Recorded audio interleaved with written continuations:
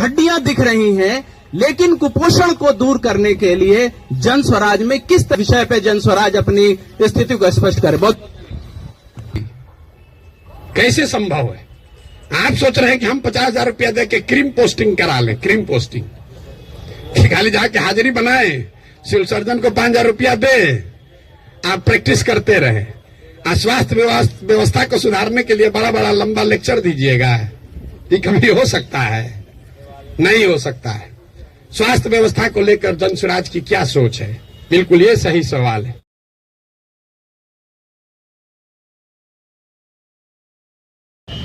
Doctor साहब लोग जितना समय लगाएंगे उतना पैसा मिलेगा, जितना देर नहीं प्रैक्टिस किए पैसा नहीं मिलेगा।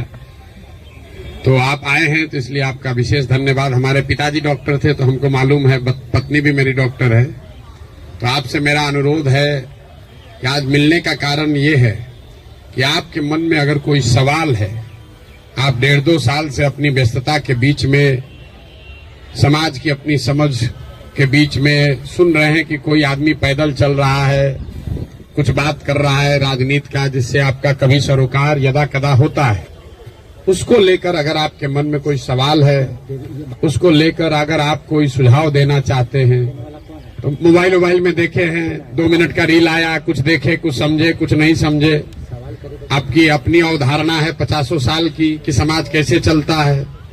नेताओं के बाद सबसे ज्यादा समाज से जो जुड़ा 2 वर्ग है, वो एक पुलिस प्रशासन वाले लोग हैं, एक वकील साहब लोग हैं और डॉक्टर हैं, जो समाज से सीधे तौर पर डेली सैकड़ों लोगों से आप 2-4 होते हैं। तो आपका अनुभव, आपके प्रश्न, आपकी शंकाएं, अगर आप उस पर कुछ बोलना बताना चाहते हैं तो आपसे सीखना भी चाहते हैं, और जो मैंने देखा, जो मैं करने का प्रयास कर रहा हूं, अगर उसको लेकर आप कुछ पूछना चाहते हैं तो वो भी बेझिझक होकर पूछिए। कड़वी बातें कहनी है तो वो भी जरूर कहिए। आप लोग तो दवा देने में माहिर हैं, तो डॉक्टर को पहले रोगी को कहते भैया सुई लगेगा इस बार बहुत, लेकिन घाव है तो सुई तो लगाना पड़ेगा। तो कड़वी बात भी कहनी है तो उसमें हिचकिचाइए नहीं, जो सवाल करना चाहते हैं करिए। इसमें कई लोग नॉन डॉक्टर्स भी बैठे हुए हैं, आप भी अपना, चूंकि डॉक्टरों की संख्या ज्यादा है इसलिए डॉक्टरों को मैं कह रहा हूं, बाकी दूसरे लोग भी अपना सवाल कर सकते हैं। बहुत बहुत धन्यवाद। मुझे ये जानना है कि अगर आपकी सरकार आती है तो हेल्थ में किस तरह का व्यवस्था परिवर्तन आप करेंगे? क्योंकि कोई भी सरकार आ रही है, व्यवस्था तो वही है। एक मिनिस्टर होते हैं, उनके नीचे सेक्रेटरी होते हैं, उनके नीचे उनके जूनियर होते हैं और बाकी लोग होते हैं, तो व्यवस्था तो वही होती है। आप इसको कैसे चेंज करेंगे और कैसे इस व्यवस्था में बदलाव लाएंगे ताकि सुधार जो है निचले स्तर तक पहुंच पाए? पार्टी से जीते विधायक सत्ता में आने के बाद honest, moral, character and corruption free रहेंगे कि क्या गारंटी आप दे सकते हैं? ठीक, थैंक यू। मेरा नाम इसहाक असर है। मैं पूछना ये चाहता हूँ आपसे कि मुसलमानों में अभी जन स्वराज या आपके प्रति ये विचार है कि आप भाजपा के बी टीम हैं, तो हम लोग मैदान में जाएंगे तो उन लोगों को कैसे समझाएं? ख्याल है हमसे ज्यादा अनुभवी है पॉलिटिक्स में, हम लोग नए हैं, हम लोगों से ज्यादा अनुभवी भी होंगे वो पॉलिटिक्स में। तो हमें मुझे कहीं न कहीं ये भय लगता है कहीं भविष्य में उन लोगों के प्रभाव में आकर के हम लोगों के पार्टी की भी वही दशा तो नहीं हो जाएगी। तो जरा इस बात पर भी विचार हम चाहेंगे प्रशांत जी का कि जो दूसरे पार्टी से आ रहे हैं, ठीक है, आने के लिए किसी को रोक नहीं है, लेकिन हम लोग को एक देखना होगा कि कौन आ रहा है, क्या है, ये देखना होगा। हाँ, जितने भी आपने सवाल किए हैं वैलिड सवाल है, आपके डाउट्स, आपकी शंकाएं सब वैलिड ही है। किसी ने कहा कि आप तो पहले सब दल को जिताए हैं तो आप पर भरोसा क्यों करें? कोई कह रहा है कि अरविंद केजरीवाल ठगा है तो अब आपको क्यों फिर से मौका दे? डॉक्टर साहब ने तो पूरा 77 से पूरा हिस्ट्री ही पढ़ के बताया। 77 से 47 से तो ज्यादा आप राजनीति का आपको आइडिया नहीं है। मेरे भाई, कम से कम खुशी की बात यह है कि आप में इतनी चेतना बची हुई है, इतना हिम्मत बचा हुआ है कि आप आकर कुछ समाज या अपने विषय में कुछ बोल पा रहे हैं। जन स्वराज की सबसे बड़ी ताकत, सफलता यही है कि इतने अपने आप को प्रबुद्ध कहने वाले लोग एक क्वासाई पॉलिटिकल प्लेटफॉर्म पर आकर बैठे हुए हैं। न तो नेता और को तो देख के आप पहले डर के भागते हैं कि चंदा उंदा लेगा, क्या करेगा क्या नहीं करेगा। आप यहाँ आए हुए हैं और इस घबराहट में नहीं है कि आपसे कोई कुछ ले लेगा, और आपकी हिम्मत हो रही है कि आप खड़ा होकर सवाल पूछ रहे हैं। ये जन स्वराज की पहली ताकत और सफलता है। आप जितने यहाँ डॉक्टर सज्जन बैठे हुए हैं जिन्होंने पूछा कि स्वास्थ्य व्यवस्था को आप कैसे सुधारिएगा, आप लोगों में कई लोगों को अपने अपने स्वास्थ्य मंत्रियों से भी मिलने का अवसर मिला होगा। उनसे कभी नहीं पूछे होंगे, क्योंकि बिहार सरकार में स्वास्थ्य विभाग का एक ही कार्यक्रम है, पता करो कौन डॉक्टर का सबसे ज्यादा प्रैक्टिस चलता है, उसका ट्रांसफर करो और उससे बदले में पैसा का उपाय करो। लेकिन आप में से किसी भी डॉक्टर ने आज तक ये हिम्मत नहीं की होगी कि जाकर पूछे स्वास्थ्य मंत्री से, जिसको आप वोट दबाते रहे हैं, कि भैया ये आप स्वास्थ्य सुधारने के लिए क्या करेंगे। पीछे सज्जन ने हमसे माल न्यूट्रिशन की भी बात पूछी है, अलग अलग आपने सवाल किया है, तो आप उन सवालों पर आएंगे, एक एक सवाल का जवाब भी देंगे। आपकी हमारी दुर्दशा इसलिए है कि बहुत साल पहले, सैकड़ों साल पहले, जो ग्रीस के बड़े दार्शनिक प्लेटो ने कहा कि if you do not participate in democracy be ready to be ruled by your inferiors. अगर समाज में, राजनीति में आप भागीदार नहीं बनोगे तो इस बात के लिए तैयार रहो कि कोई मूर्ख आदमी राजा बनकर आप पर शासन करेगा। तो बिहार की जो दुर्दशा है वो इसीलिए है कि आप चाहे डॉक्टर हैं या व्यवसायी, अपने आप को सो कॉल्ड प्रबुद्ध कहने वाले लोगों ने राजनीति और राजनीति करने वाले व्यवस्था से अपने आप को अलग कर लिया है। और आप सोच रहे हैं कि जो आदमी शराब का व्यापार करता है, जो बालू माफिया है, वो आकर बढ़िया स्वास्थ्य व्यवस्था काहे नहीं बना रहा। ये कोई रॉकेट साइंस नहीं है मेरे भाई। आप बालू माफिया को स्वास्थ्य मंत्री बनाओगे तो उससे स्वास्थ्य व्यवस्था नहीं सुधरेगा। तो अगर आप गलत आदमी का चुनाव करेंगे तो गलत ही होगा। अब मैं शुरुआत करूंगा भाई साहब के सवाल से, क्योंकि इन्होंने वो व्यक्तिगत एक सवाल उठाया है कि आप अब बहुत बड़े ज्ञानी बन रहे हैं, आप ही तो इन लोगों को बढ़ाए। ठीक तो बात है मेरे भाई, हमको आप बहुत ज्यादा क्रेडिट दे रहे हैं, कोई किसी को बना नहीं सकता है। हाँ, ये जरूर बात है कि पिछले 10 वर्ष में इनमें से कई नेताओं को, दलों को बढ़ाने में हमने कंधा लगाया है। नीतीश कुमार को हमने नहीं बनाया है, लेकिन नीतीश कुमार का जब दुर्दिन हुआ था तो उनको जिताने में मदद की थी, तो वो उसका उतना दोष हमारा है। लेकिन आप यहाँ आज क्यों आए? आप प्रशांत किशोर को सुनने नहीं आए, आप किसी साधारण डॉक्टर के लड़के को सुनने नहीं आए हैं। आप यहाँ इसलिए भी नहीं आए हैं कि हम 2 बरस से पैदल चल रहे हैं। हम 20 बरस पैदल चलेंगे तो एक डॉक्टर अपना 1 मिनट समय नहीं छोड़ेगा।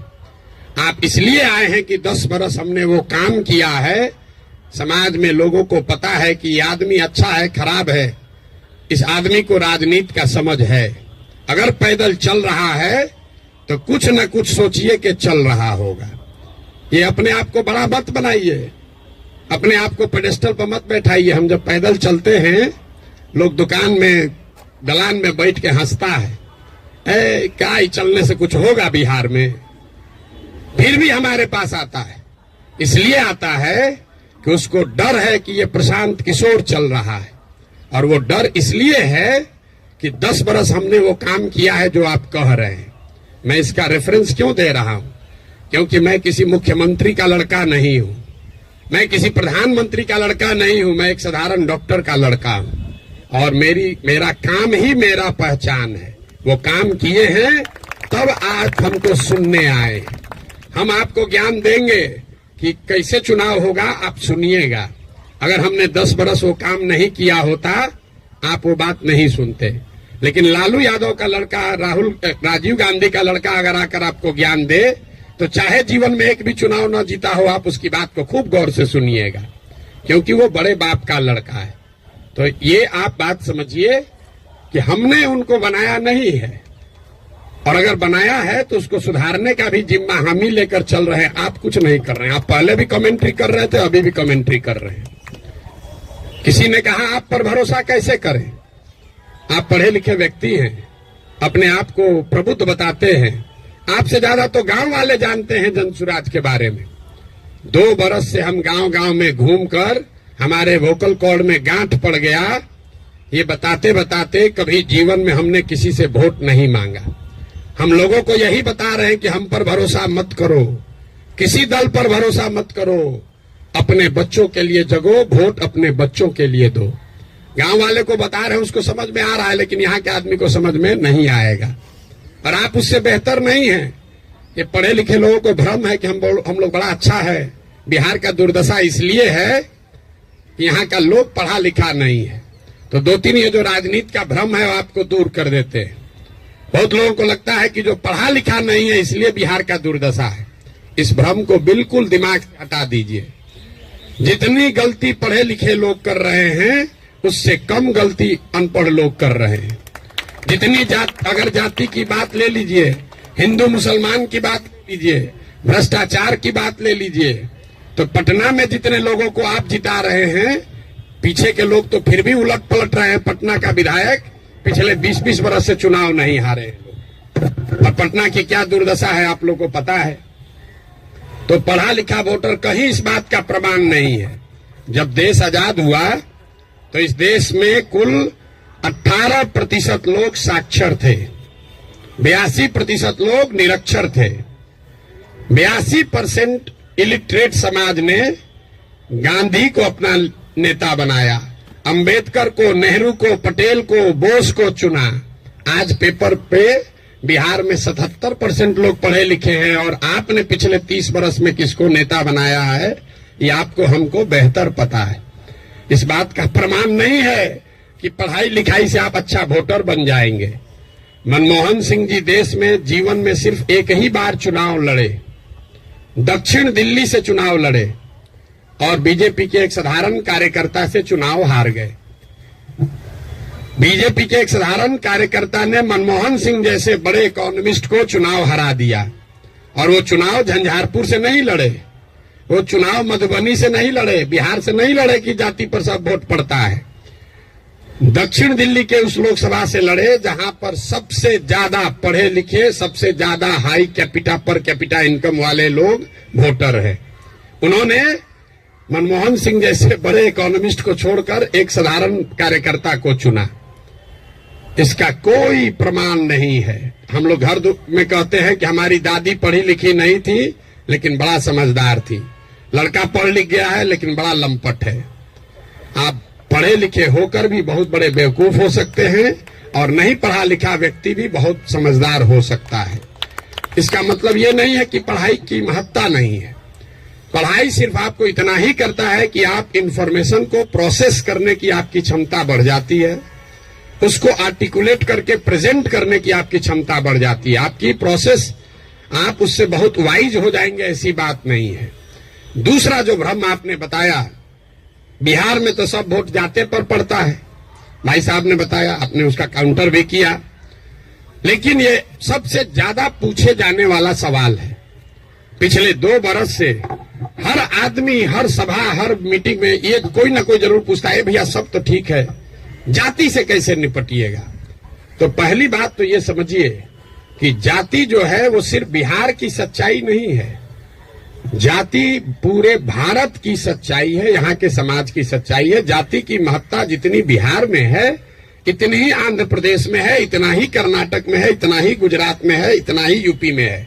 आप में से कोई भी ऐसा आदमी नहीं है यहाँ जो उन राज्यों में जाकर राजनीति किया है या वहां चुनाव लड़ाया है। आप हमको बताइए, वोकालिगा और लिंगायत अगर कर्नाटक में नहीं है तो क्या बिहार में है? पटेल और क्षत्रिय अगर गुजरात में नहीं है तो क्या बिहार में है? कहाँ जाति नहीं है? जाति हर जगह है। और ये आपको हमको हमारे दिमाग में ये बैठा दिया गया है कि बिहार में सब चीज जाति पर, इसकी जाति की संख्या सबसे ज्यादा हो, उस जाति के आदमी को वो राज्य जीतना करीब करीब इम्पॉसिबल है, नहीं जीत सकता है। क्योंकि उस जाति से दूसरे समाज के लोग डरते हैं। वो सोचता है ये आएगा तो सब कब्जा कर लेगा, तो उसके खिलाफ कंसोलिडेशन भी होता है। आप यही नहीं, बंगाल देख लीजिए, यूपी देख लीजिए, तेलंगाना देख लीजिए, आंध्र देख लीजिए। आंध्र प्रदेश में भी नायडू जीत कर आए, कंबक कम्युनिटी के हैं, उसकी जाति की संख्या 6% है।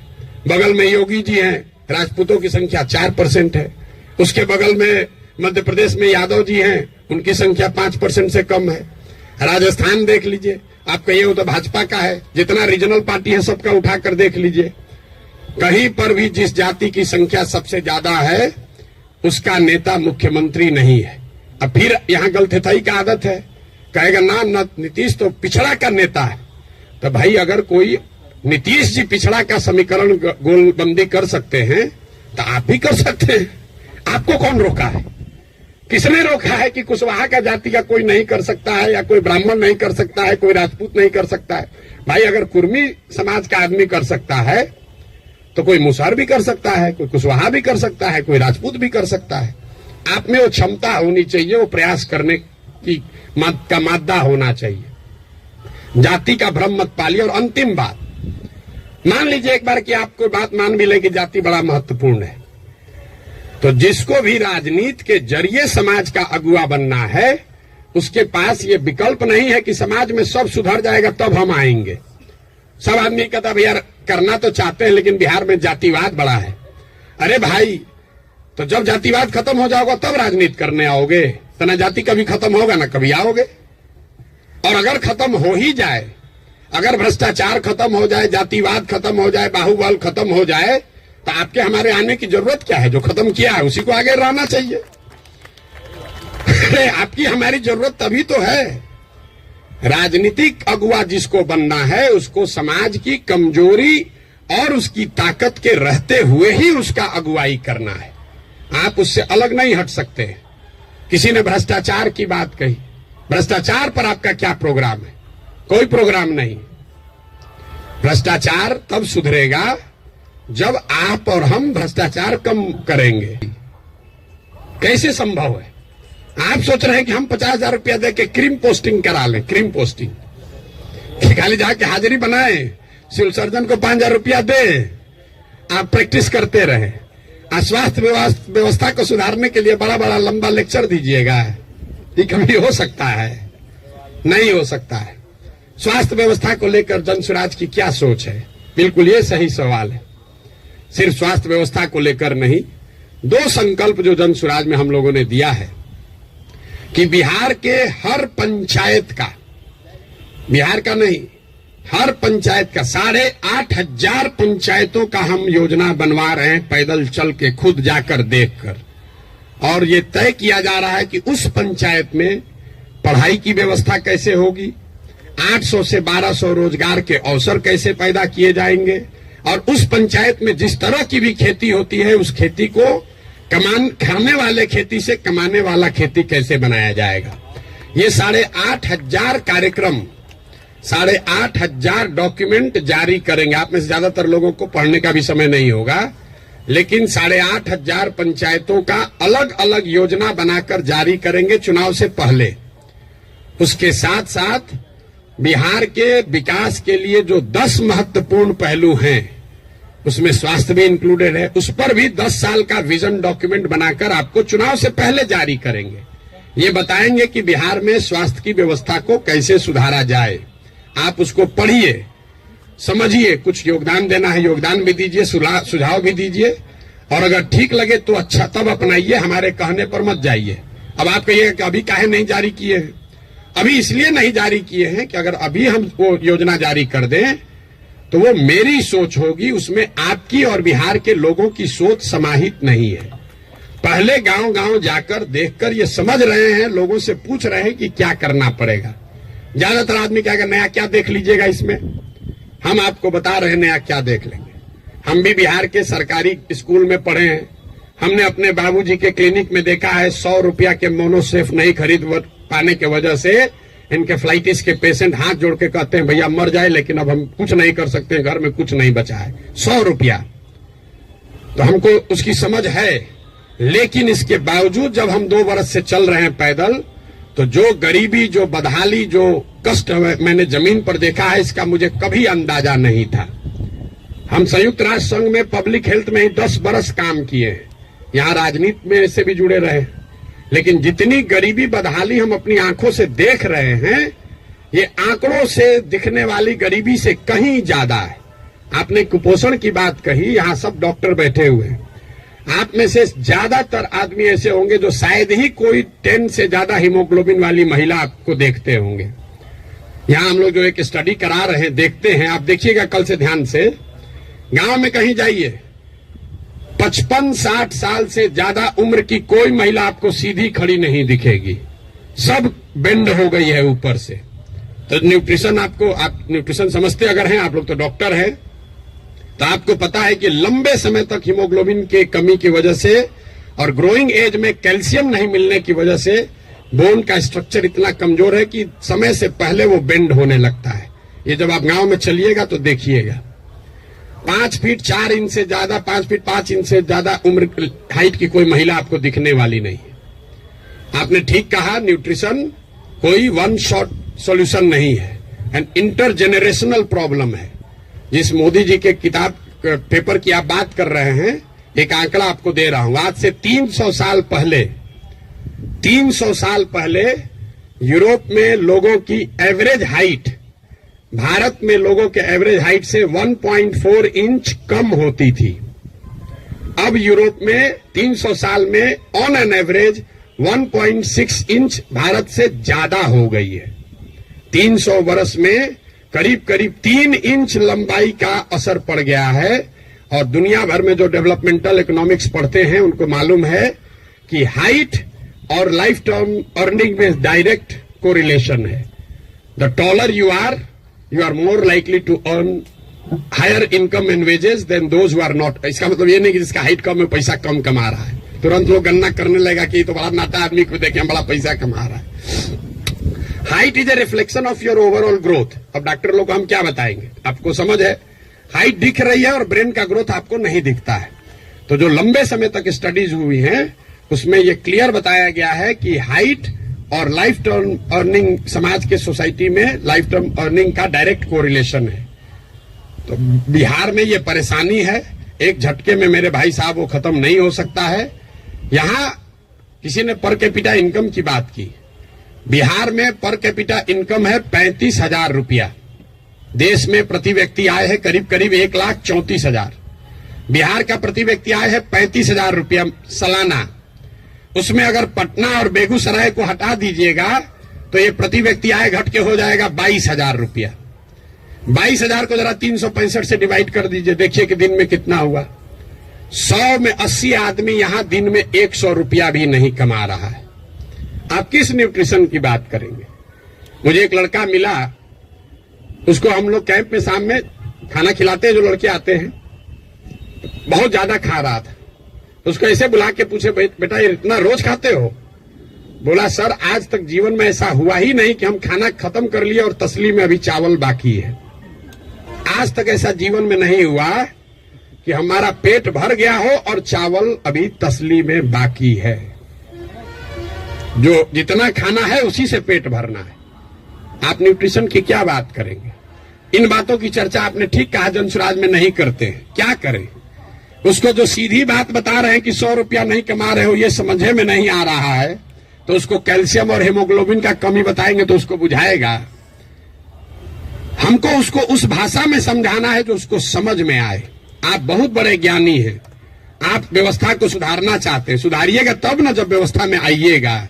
तो व्यवस्था में आने के लिए आपको उस भाषा का, उस विषय का, उस तरीके का इस्तेमाल करना है ताकि आप व्यवस्था में चुनकर आए, तभी तो ये बनेगी बात। किसी ने कहा आम आदमी पार्टी की तुलना, आपको एक पैसे भी समझ नहीं है कि जनसुराज क्या है और आम आदमी पार्टी क्या है। आम आदमी पार्टी आंदोलन से निकली हुई एक पॉलिटिकल व्यवस्था है और जनसुराज में प्रशांत किशोर का, जनसुराज का आंदोलनों में कोई यकीन नहीं है। हम रोज ये बात कम से कम 100 दफे कह चुके हैं। जनसुराज आंदोलन नहीं है, इसको जेपी के आंदोलन से कंपेयर मत कीजिए और इसको आम आदमी पार्टी के आंदोलन से कंपेयर मत कीजिए, क्योंकि आंदोलन है ही नहीं। क्यों नहीं है? हमको लोग आज कहता है भैया आंदोलन कीजिए उससे बिहार सुधरेगा। मेरा आंदोलनों में कोई यकीन नहीं है, क्योंकि मानव सभ्यता का इतिहास आपको बताता है, पूरे दुनिया का, बिहार का, भारत का नहीं, पूरे दुनिया का मानव सभ्यता का इतिहास ये आपको बताएगा कि आज तक किसी भी आंदोलन से, फ्रांस की क्रांति को अगर आप अपवाद के तौर पर हटा दीजिए तो किसी भी रेवोल्यूशन से, आंदोलन से कभी समाज का भला नहीं हुआ है। आंदोलन और रेवोल्यूशन जो है वो किसी को सत्ता से हटा सकता है। वो तेज हथियार है जिससे आप बड़े से बड़े वृक्ष को काट सकते हैं, उससे आप नए समाज का निर्माण नहीं कर सकते। भाई साहब खड़ा होकर जेपी का आंदोलन का एक उदाहरण दे रहे थे। मेरे भाई, जेपी का आंदोलन कहां कहा गया है? आप तो जेपी के आंदोलन में शायद जुड़े हुए हैं, आपने दावा किया। जेपी के आंदोलन में कहां कहा गया है कि बिहार को सुधारा जाएगा? जेपी के आंदोलन का नारा था संपूर्ण क्रांति, इंदिरा गांधी को हटाओ। तो उस आंदोलन की, क्रांति की इतनी ताकत थी, इंदिरा गांधी को हटा दिए। नया व्यवस्था बनाने की बात कहां कही गई थी? अरविंद केजरीवाल या आम आदमी पार्टी ने नई व्यवस्था की बात कहां कही? उन्होंने कहा भ्रष्टाचार हटाओ। हम तो नहीं कह रहे भ्रष्टाचार हटाओ, क्योंकि दुनिया में कहीं इसका कोई प्रमाण नहीं है कि कोई एक कानून बनाकर आप भ्रष्टाचार खत्म कर देंगे। ये तो सतत प्रक्रिया है। जिन देशों ने भ्रष्टाचार पर अंकुश लगाया है, दुनिया में सबसे ईमानदार देश कौन है? जो स्कैंडिनेवियन कंट्रीज हैं, फिनलैंड, स्वीडन, नॉर्वे, डेनमार्क, वहां जाइएगा, वहां करप्शन मिनिमम है। आप जाकर उसका अध्ययन कीजिए कि वहां कैसे करप्शन कम हुआ। वहां अरविंद केजरीवाल थोड़े पैदा हुए थे, वहां जन्म लोकपाल करके कोई विधायक नहीं पारित हुआ। वहां भ्रष्टाचार 4 तरीके से कम हुआ है। पहला, समाज में ये जागृति बनी लंबे समय में कि अच्छे और स्वच्छ लोगों का चुनाव करो, मतलब इलेक्टोरल प्रोसेस को जहां तक हो सके उसको स्वच्छ बनाया गया। आप में से कुछ लोग सोशल मीडिया पर अभी देखे होंगे, नीदरलैंड्स का प्रधानमंत्री अभी आज से करीब 2 हफ्ते पहले 12 बरस प्रधानमंत्री रहने के बाद हटा है, तो वो साइकिल से अपने घर से अकेले निकल रहा है। तो वहां की समाज ने ये व्यवस्था बनाई कि स्वच्छ लोग स्वच्छ तरीके से वोट करें, स्वच्छ लोगों को चुने। दूसरा उन्होंने क्या किया? उन्होंने बहुत बड़े स्तर पर जन भागीदारी, लोकतंत्र को समाज में उतारा। सिर्फ सरकार चुनने की व्यवस्था को लोकतंत्र नहीं बनाया, जो सरकार के नीतिगत फैसले हैं उसमें समाज की भागीदारी करी। और चौथा, बहुत बड़े स्तर पर टेक्नोलॉजी का इस्तेमाल हुआ है। आप लोग जितने लोग आए हैं, ज्यादातर लोग नल जल योजना के बारे में सुने समझे होंगे, बहुत यहां ब्यूरोक्रेट लोग भी बैठे हुए हैं। नल जल योजना में अभी तक सरकार यही चक्कर में बहस में पड़ी है कि वहां चल रहा है कि नहीं चल रहा है। 25,000 करोड़ रुपया खर्चा हो गया। उसी सरकार में स्मार्ट मीटर लगाकर लोगों को यह पता है कि बिजली कितना कंज्यूम हो रहा है, लेकिन नल जल में अगर स्मार्ट मीटर लगाया होता तो कम से कम इतना तो पता चलता कि पानी चल रहा है कि नहीं चल रहा है। 25,000 करोड़ रुपया खर्चा कर दिया, लेकिन पानी को निकलने, मापने, उस पर बिल करने का कोई टेक्नोलॉजिकल सॉल्यूशन नहीं ढूंढा। तो ये 4 चीजें जो हैं उसको करके भ्रष्टाचार पर अंकुश लगाया जा सकता है। लोकतांत्रिक व्यवस्था को जहां तक हो सके उसको भ्रष्ट लोग और भ्रष्ट पैसे से बचाया जाए। दूसरा, जनता को नीतिगत मामलों में शामिल किया जाए। तीसरा, उनको भागीदार बनाया जाए, सरकारी सत्ता और संसाधन का विकेंद्रीकरण हो। और चौथा, बड़े पैमाने पर टेक्नोलॉजी का प्रयोग हो। अगर ये चारों का इस्तेमाल करेंगे तो भ्रष्टाचार पर अंकुश लगाया जा सकता है। खत्म ना हो सकता है, ना होने का हम दावा कर रहे हैं। तो वो सब बात मत कहिए कि हम आप कैसे खत्म कीजिएगा, हम ना खत्म करेंगे, हमारे बस का ही नहीं, हमारे कैसे खत्म हो जाएगा। सीओ साहब का 40 लाख रुपया लेके पोस्टिंग कीजिएगा, सीओ पैसा नहीं लेगा दाखिल खारिज में, ऐसा संभव है? 40 लाख रुपया लेकर अगर सीओ से को आप पोस्टिंग कीजिएगा, थाना दीजिएगा, अगर किसी थानेदार को 20 लाख रुपया लेके, तो पैसा कैसे नहीं लेगा? लेगा ही लेगा। अब आपका एक और सवाल लोगों का जो रहता है, भैया इस पर कैसे भरोसा करें? भाई बिल्कुल मत भरोसा करो।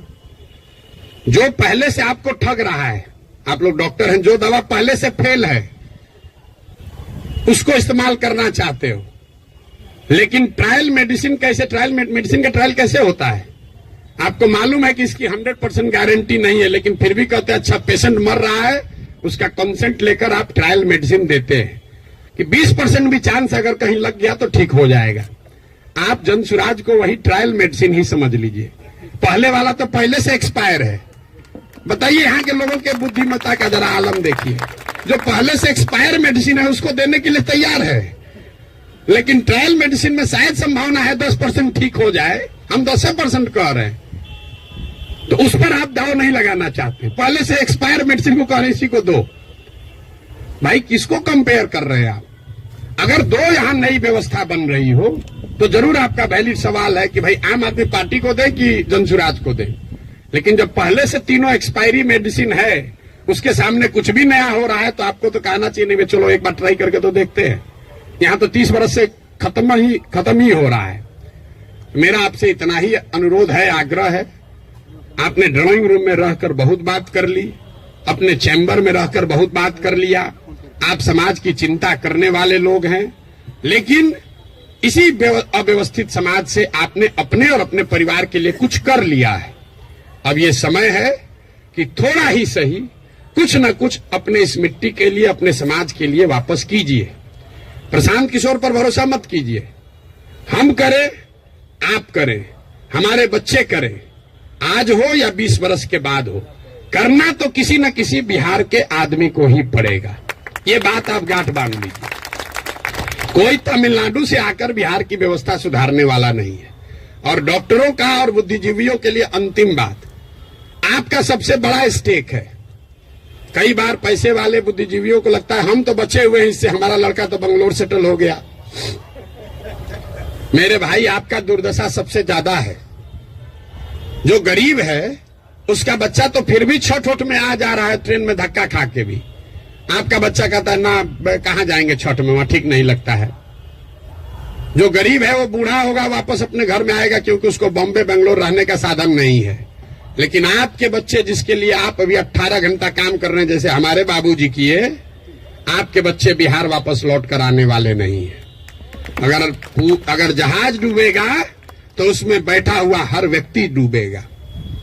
हमारे बाबूजी भी 12 घंटा, कभी संडे को भी छुट्टी नहीं लिए, रात दिन लगे रहे, घर बना रहे हैं। हमारा बेटा रहेगा यहाँ, हमारा पतोह रहेगा यहाँ, हमारा लिविंग रूम रहेगा। आज ही कोई आदमी आया था, भैया 4 बरस से आप घर नहीं गए, वहां बक्सर में मेरा घर है, सासाराम में भी घर है। 4 बरस से वहां कोई दिया बत्ती जलाने वाला भी नहीं है। और हम तो 4 बरस से छोड़े, हमारा लड़का अगले 40 बरस नहीं आएगा, चाहे हम में जितना। ये देखिए जिसका घर है, इनके बच्चे यहां नहीं है। इतना बड़ा बनाए हैं पटना में, इससे बड़ी प्रॉपर्टी पटना में नहीं होगी प्राइवेट। इनके बच्चे भी यहां नहीं है। अगर बिहार में वो व्यवस्था होती तो इस घर को बनाने वाले लोग भी यहां रहते। इस घर का ये बहुत बड़ा एग्जाम्पल है। अब देखिए इसकी दशा, जब इनके बच्चे यहां आकर नहीं रह रहे हैं, तो आप जो अपना मेहनत कर रहे हैं बेगूसराय में, मुजफ्फरपुर में, औराई में, कटिहार में, मेरे भाई कुछ नहीं बचेगा। इसलिए आपकी हमारी जिम्मेवारी है कि समाज को बनाइए, खड़ा कीजिए। अगर वहां अच्छा स्कूल खुल गया है तो आपका बच्चा आपके साथ रह के पढ़ रहा है। अगर यहाँ अच्छी व्यवस्था हो जाएगी तो शायद आपका बच्चा आपके साथ नौकरी करते हुए बिहार में रहेगा, वरना जड़ ही खत्म हो जाएगा।